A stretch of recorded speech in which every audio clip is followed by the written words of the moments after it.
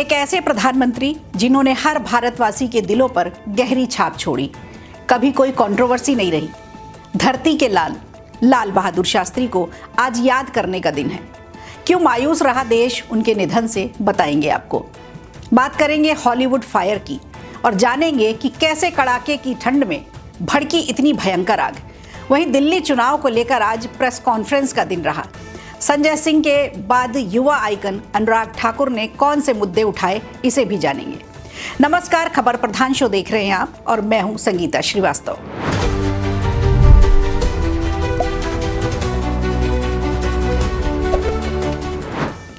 America में 7 जनवरी से जल रही आग पर अभी तक काबू नहीं पाया जा सका। धू धू कर जल उठी हॉलीवुड की सबसे कीमती दुनिया। ऐसे में हॉलीवुड में चल रही सभी फिल्मों की शूटिंग को बंद कर दिया गया है। आग इसलिए भी काबू में नहीं है क्योंकि हवा का फ्लो काफी तेज बताया जा रहा है। अमेरिकी सरकार डरी हुई है। पूरे देश की नजर इस समय हॉलीवुड फायर पर है। वहीं कुछ पैलेस्टाइन के सपोर्टर्स ने इसे अमेरिका का कर्मा बता दिया है। 7 जनवरी की सुबह 10:30 बजे पैसिफिक पैलिसेड इलाके के जंगल में अचानक आग भड़की और अगले 80 घंटों से ये आग लगातार जल रही है और लगभग 6 से ज्यादा इलाकों में ये फैल चुकी है। इसमें अब तक 11 लोगों की मौत बताई गई है और 10,000 इमारतें और 30,000 से ज्यादा घर इसमें चपेट में आ चुके हैं। इनमें पेरिस हिल्टन और मैंडी मूर जैसे हॉलीवुड के कई मशहूर एक्टर्स के घर भी शामिल हैं। उपराष्ट्रपति कमला हैरिस को भी लॉस एंजल्स वाला घर खाली करना पड़ा। ऐसे में सबसे बड़ा सवाल ये है कि ठंड का मौसम है और कैलिफोर्निया के जंगल गीले होते हैं, फिर आग कैसे भड़की? इस सवाल का अभी तक जवाब स्पष्ट नहीं हुआ है। हालांकि इसके पीछे एक्सपर्ट्स ने जो थ्योरीज बताई हैं वो ये है कि जंगलों में कैंपिंग या एक्टिविटी करते समय किसी व्यक्ति ने आग लगा दी, वहीं आग जंगल में फैलती चली गई। आमतौर पर जून के महीने में ड्राई वेदर की वजह से आग लगने की घटनाएं होती हैं। वहीं अगर दूसरी थ्योरी को देखें तो कैलिफोर्निया के जंगलों में बिजली के तारों का जाल फैला हुआ है। ऐसे में माना जा रहा है कि तारों के बीच स्पार्किंग हुई जिससे सूखे पेड़ों ने आग पकड़ ली, क्योंकि ऐसी ही घटना 12 नवंबर 2024 को लॉस एंजल्स के वेंटुरा कंट्री इलाके में हुई थी और तब भी आग लगने से 19,000 एकड़ से ज्यादा इलाका जल गया था। आपको बता दें, इस आग के चलते काफी ज्यादा नुकसान हुआ। 7 जनवरी की सुबह तक 2,900 एकड़ से ज्यादा का इलाका जलकर खाक हो गया है और अगले कुछ घंटे में 671 एकड़ इलाके में ये आग काफी तेजी से फैल गई। 8 जनवरी को ये आग लगभग 11,000 एकड़ तक फैल गई और 9 और 10 जनवरी को भी हालात काफी खराब है। इस आग की चपेट में अब तक 13,000 एकड़ से ज्यादा का एरिया आ चुका है। फिलहाल इस आग के पीछे अब तक सिर्फ 2 ही थ्योरी बताई गई हैं, लेकिन इस बीच कई लोगों का मानना है कि ट्रंप के सत्ता में ग्रैंड एंट्री को लेकर एक लॉबी बड़ी चिंता में है और उसी लॉबी ने खुन्नस में आकर ये आग लगवाई है। हालांकि ये पूरी तरह से सियासी बयान है, अभी पूरा सच आना बाकी है।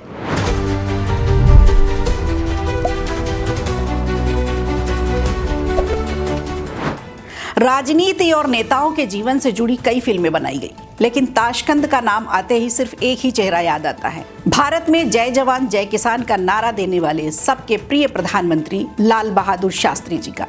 लेकिन आज एक भी किसान आंदोलन ऐसा नहीं है जहां उन्हें स्थान दिया जाता हो। अपनी साफ सुथरी छवि और सादगी के लिए प्रसिद्ध शास्त्री जी ने नेहरू के निधन के बाद 9 जून 1964 को प्रधानमंत्री का पद संभाला था। उनके नेतृत्व में ही भारत ने 1965 की जंग जीतकर पाकिस्तान को करारी चोट दी थी।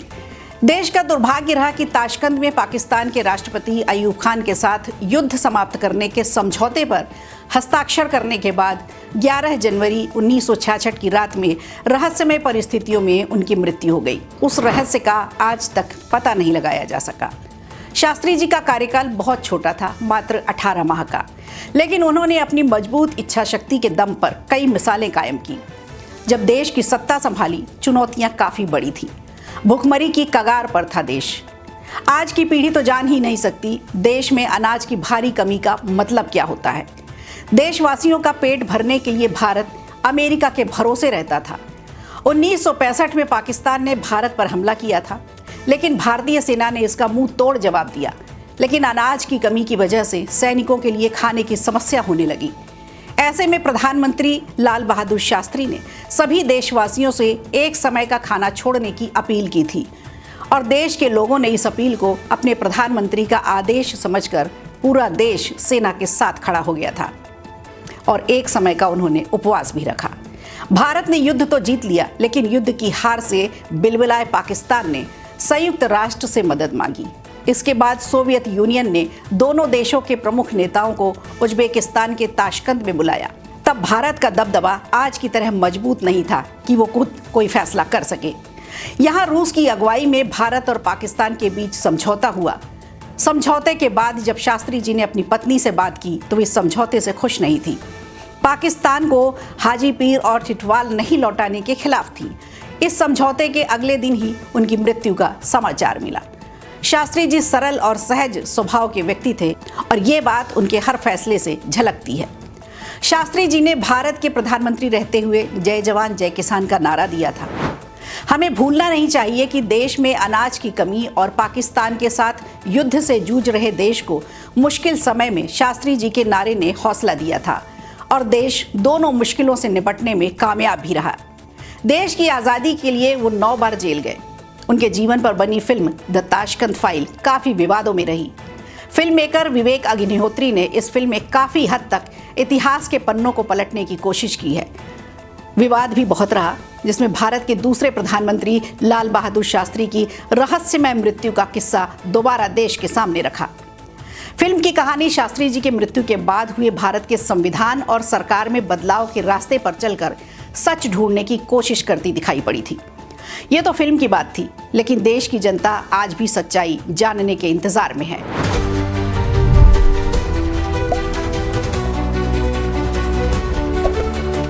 वहीं दिल्ली के दंगल में आज का दिन प्रेस कॉन्फ्रेंस को ही समर्पित रहा। पहले संजय सिंह ने पीसी की और बीजेपी पर वोटर लिस्ट को लेकर तमाम आरोप लगाए, खासकर नई दिल्ली की सीट को लेकर। नई दिल्ली की सीट से पूर्व सीएम केजरीवाल चुनाव लड़ रहे हैं और यहां त्रिकोणीय मुकाबले में कांटे की टक्कर है। संजय सिंह ने आरोप लगाया कि पीएम नरेंद्र मोदी ने आम आदमी पार्टी यानी आप को आपदा बता दिया। तो वहीं शिवराज सिंह चौहान ने आतिशी पर किसानों के काम रोकने और योजनाएं लागू न करने को लेकर आरोप लगाए। इधर बीजेपी के फायर ब्रांड नेता अनुराग ठाकुर ने भी पीसी कर आम आदमी पार्टी पर जमकर निशाना साधा। अनुराग ने आम आदमी पार्टी को ये सोचने पर मजबूर कर दिया कि काश हमारे पास भी कोई अनुराग जैसा बेबाक और बेखौफ यूथ नेता होता जो हमारा मोर्चा मजबूती से संभाल सकता। क्योंकि 2025 वित्तीय वर्ष है, लेकिन शराब घोटाला 2026 करोड़ का है। जी हां, दिल्ली शराब घोटाला 2026 करोड़ राजकोषीय घाटा हुआ है। आप याद करिए, आम आदमी पार्टी ने कहा था पाठशाला बनाएंगे। पाठशाला तो नहीं, मधुशाला बनी। ये झाड़ू की बात करते थे, झाड़ू से दारू पे आए। ये स्वराज की बात करते थे, स्वराज से शराब पर आए। ये यात्रा जो 10 वर्षों की है वो घोटालों की है और आपके पाप की है। और ये आपका पाप एक नहीं, अनेक घोटाले। एक ऐसी सरकार जिसके 8 मंत्री जेल में गए, 15 विधायक जेल में गए, एक सांसद जेल में गया जिसका उप मुख्यमंत्री और मुख्यमंत्री भी जेल गए। हिंदुस्तान के आजादी के बाद कोई ऐसी सरकार नहीं होगी जिसने इतने पाप किए होंगे जितने आपने किए। इसलिए आपदा का जाना जरूरी है। जब दिल्ली के लोगों की कोविड के समय सांसें उखड़ रही थी, ऑक्सीजन की कमी थी, सुविधाओं की कमी थी, जनता त्रस्त, आम आदमी मस्त था। अनुराग ठाकुर ने कहा कि आम आदमी पार्टी ने पाठशाला की जगह मधुशाला खोली। कैग की रिपोर्ट ने दिल्ली के घोटाले को लेकर 10 फाइंडिंग दी है। राजकोषीय घोटाला 2026 करोड़ का रहा। घोटाले के किंग पिन अरविंद केजरीवाल हैं। 2026 करोड़ का घोटाला राज्य का नुकसान है। अरविंद केजरीवाल बताएं, इसका मुनाफा किसके पास गया? अनुराग यहीं नहीं रुके। उन्होंने कहा आम आदमी पार्टी के सारे नेता तो जेल जा चुके हैं। उनकी पार्टी में एक भी ईमानदार आदमी बचा नहीं है। कुल मिलाकर आपके सभी नेताओं को अनुराग ठाकुर ने एक एक कर घेरा। झूठों की सरकार बताया। अनुराग ठाकुर ने कहा, कोरोना काल में जब सुविधाओं की कमी थी तब आम आदमी पार्टी शराब घोटाले का ताना बाना बुन रही थी, और अब चुनाव है, इसका हिसाब जनता तय करेगी। दिल्ली की आम आदमी पार्टी की सरकार ने 10 साल में क्या कुछ किया, जनता इस बारे में जरूर विचार करेगी। अब ऐसे में दिल्ली चुनाव को लेकर दिल्ली भाजपा भले ही इतनी सक्रिय ना हो, लेकिन केंद्र के सभी सांसद जमकर आम आदमी पार्टी को घेर रहे हैं।